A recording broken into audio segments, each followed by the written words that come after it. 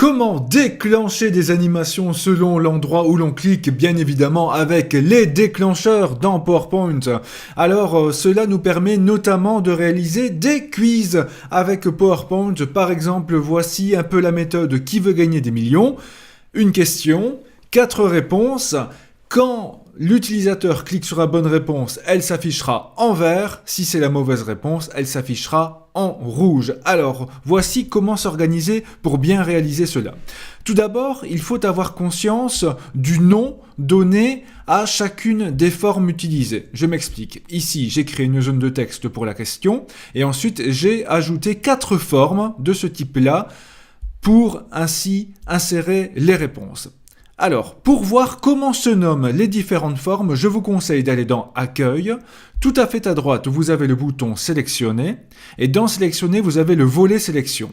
Et ce volet Sélection, eh bien, vous permet, par exemple, si je clique ici sur Préparation 7, de voir quel bouton se nomme 7. Le 6, c'est celui-là. Le 5, c'est celui-ci, et le 4, c'est celui-ci. La zone de texte 3 est la question. Cela nous sera très utile pour bien déclencher nos animations. Alors, je vous le rappelle, la bonne réponse doit s'afficher en vert. Dans ce cas-ci, la bonne réponse, c'est Bangkok, donc la préparation 6, le bouton numéro 6. Alors voici ce que l'on va faire.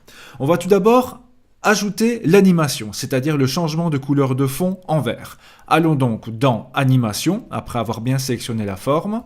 Animation, je déroule. Ici, je vais choisir couleur de l'objet. On va prendre couleur de remplissage, ça c'est parfait. Voilà, couleur de remplissage. Et dans Options de l'effet ici, je choisis par exemple le vert. Voilà. Alors maintenant, je dois dire à PowerPoint que c'est seulement quand je clique à l'intérieur de la forme que ce bouton-là doit se transformer en vert. Donc, voici mon animation, elle est bien là. Je vais cliquer ici sur le bouton déclencheur avec le petit éclair. Déclencheur sur le clic 2 et là c'est donc sur le clic de 6, le bouton numéro 6. Voilà, testons cela en plein écran.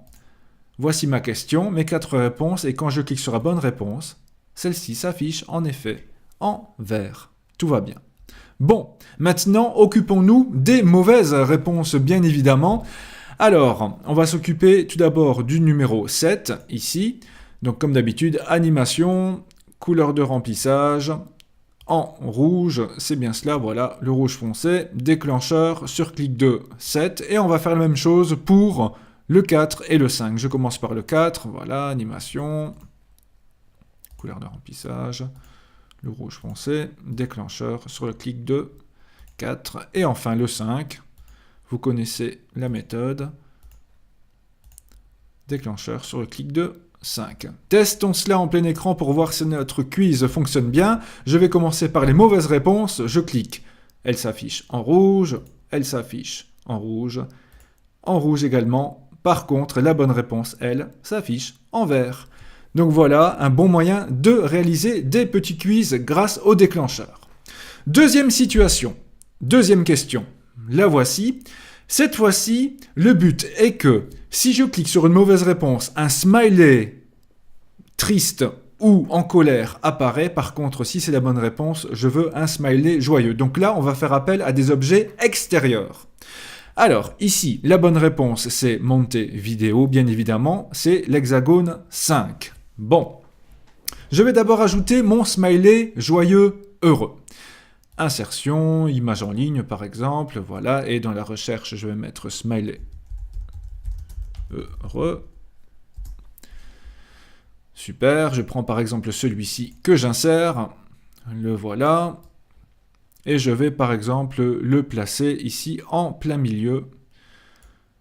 Voilà, c'est parfait. Alors, je vais ajouter une animation à ce smiley, une animation d'apparition, donc il n'est pas là au départ et puis il apparaît, donc animation. Je déroule la catégorie ici, entrée, une animation d'entrée, et je vais mettre par exemple le flottant entrant. Voilà, ça c'est parfait. Alors, cette animation-là doit se déclencher, donc déclencheur, quand je clique sur l'hexagone numéro 5. C'est ce qu'on avait vu tout à l'heure. On regarde si c'est bien le cas, en plein écran. Quand je clique sur la bonne réponse, Et bien voilà, le smiley apparaît. Tout va bien. Et là, vous voyez l'utilité d'utiliser des formes au départ. Ainsi, toute la forme nous sert de bouton. D'ailleurs, en plein écran, on voit bien que c'est un bouton puisque notre curseur se transforme en une petite main. Donc voilà, ne sélectionnez pas le texte, mais prenez bien l'ensemble de la forme pour que les boutons soient vraiment visibles pour l'utilisateur. Alors, pour les mauvaises réponses, là, ce seront des smileys tristes, bien évidemment. Donc là, je vais en ajouter 3, insertion image en ligne,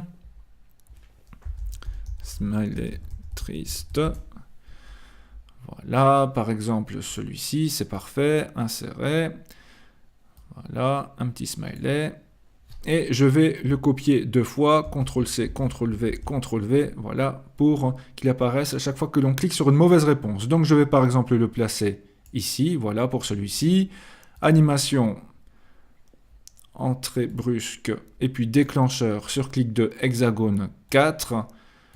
Pour celui-ci, voilà, je vais le mettre là.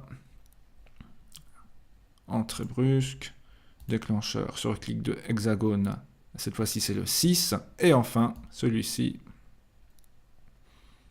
voilà.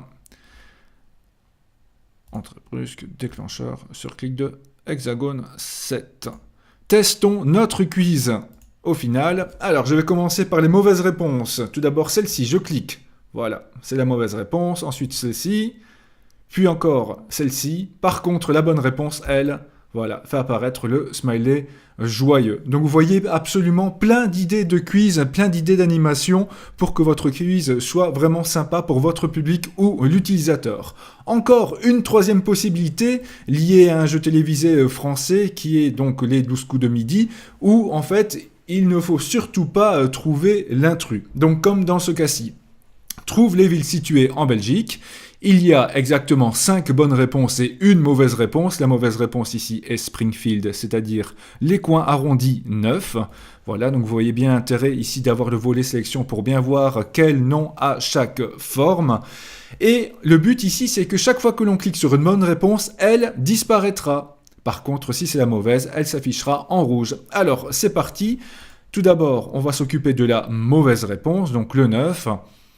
Animation, couleur de remplissage en rouge, voilà. Et le déclencheur, bien évidemment, c'est sur le clic de coin arrondi 9.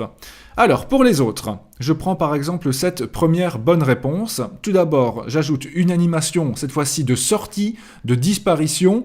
Par exemple, je vais prendre la roue. Voilà, ça c'est parfait. Et alors, sur le clic de... Ici, c'est le 4, vous voyez, donc déclencheur sur le clic de numéro 4. Et je vais faire la même chose pour chacune des formes. Voilà, ici, c'est le numéro 6, que je ne me trompe pas, c'est parfait. Donc voilà, déclencheur sur le 6. Ensuite, nous avons le 7 ici. Donc voilà, je clique sur le 7. Roue, déclencheur sur le clic de numéro 7, c'est parfait. Le travail est un peu rébarbatif, mais après le résultat est beaucoup plus sympathique, bien évidemment. Ici, c'est le 5. Il faut toujours être bien attentif au nom des objets pour ne surtout pas se tromper. Ce n'est pas forcément dans l'ordre de haut en bas ou de gauche à droite, comme vous pouvez le voir ici. Voilà, on termine par le numéro 8. Animation de disparition, déclencheur sur le clic de 8. Et testons cela désormais en plein écran, comme si nous étions l'utilisateur. Alors, trouve les villes situées en Belgique. On va d'abord cliquer sur les bonnes réponses. Voilà, elle disparaît, c'est parfait. Elle disparaît. Tout va toujours bien. Voilà. Et par contre, la mauvaise réponse, elle, s'affiche en rouge. C'est l'intrus sur lequel il ne faut absolument pas tomber.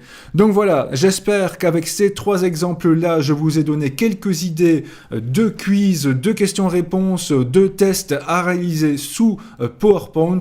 Et je vous dis à très bientôt sur cette chaîne pour d'autres vidéos.